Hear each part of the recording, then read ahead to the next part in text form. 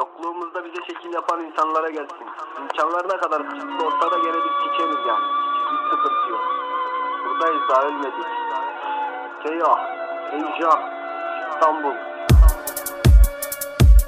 Yeni bir savaş, yeni bir güç ve yeni bir katliam bu diz. Orospu doldu ortalık ve piyasanızsa harbi pis. Haydi karşılık verin de bu diz direkt primsiz. Besneliler severmiş lan harbi eti kemiksiz. Keyyah İstanbul, burası Bağcılar. Rapin merkezindeyiz ve dinlesin bu kolpalar. Gizli gizli hayran olmuş adı Yamanlılar. Şarkılarıma özendiler sonra prim yaptılar. Senin erkekliğin koçum klavye başında. Askerimize laf yapanlar hepsi dilimin ucunda. Offside demiştin hatırla 90'a çakmıştı lan. Geçip mikrofon başında eşek gibi anırma. İlk diss atan rapi bıraktı hatırlıyorsun değil mi? Boş konuşma çok uzamış keserler dilini. Askerin bir şizofrenik bense harbi zır deli. Ters yatırıp düz siker bu Bağcılar rapçileri. Türkiye'nin birçok MC'si özendi abime.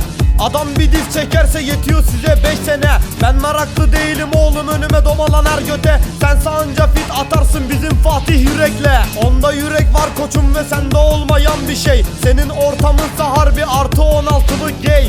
Sen anca Barbie izle git asıl tuvalette. Harbi özenmişsin oğlum uçan Süpermen'e. Adıyaman'dan Urfa'ya, Ankara'dan Batman'a. Bağcılar'da savaş var bugün akıllı olun lan. Bende yürek var diyorsun belinde sallaman. Haksız yere hiçbir zaman şeytan olanı taşlamam.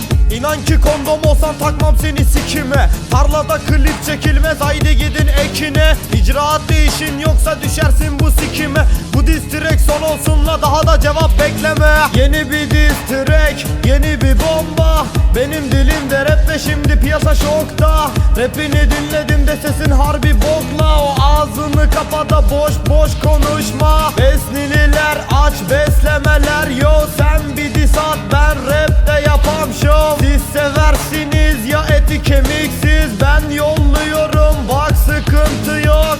Sıkıntı yok, sıkıntı yok. Sıkıntı yok. Yok sıkıntı yok.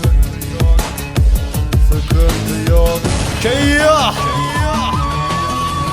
ben Keşömer Çatı Records Special for